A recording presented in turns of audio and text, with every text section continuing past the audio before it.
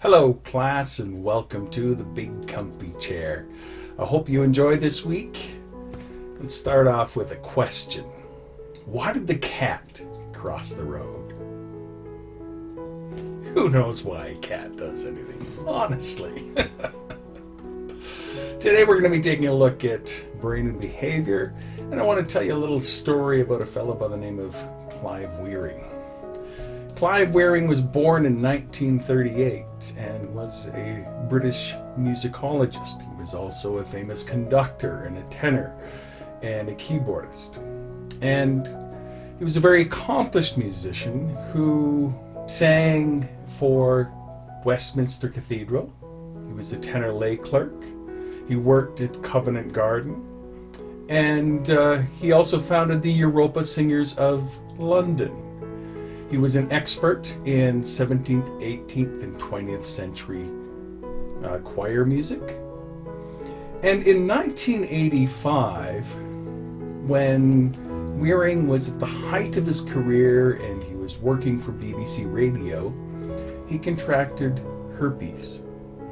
And it was a herpes viral encephalitis that he suffered from, which means that the herpes caused a attack on his central nervous system.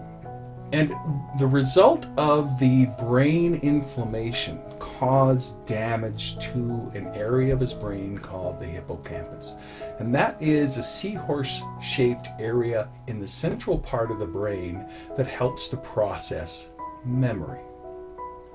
Now, the result of this was that he was now unable to store new memories. He was unable to associate memories effectively or to control his emotions, and so he exhibited unstable emotions.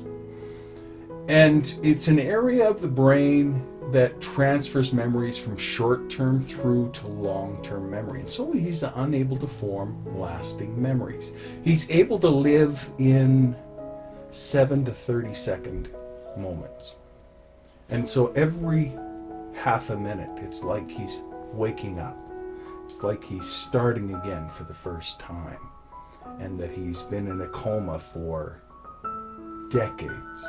And so when he sees people that he knows, he might have been spending the whole day with them, but he turns around and it's like he hasn't seen them in decades. And he's thrilled by that. But it makes life very difficult for those around him. Now, here's the interesting thing. Because he was so engaged in the procedural memories of music, those are stored so deeply in other parts of the brain, he can still engage in singing songs and playing music, and he does it perfectly. But he has a difficult transition from that to other parts of his existence. And you'll see a little bit more about that in today's lecture. But the point I want to make here is this, that we are so amazingly and wonderfully made. When something does go wrong, we can see it in very dramatic ways. And we should always be thankful that we have brains that are working so well for the period of time that we have them.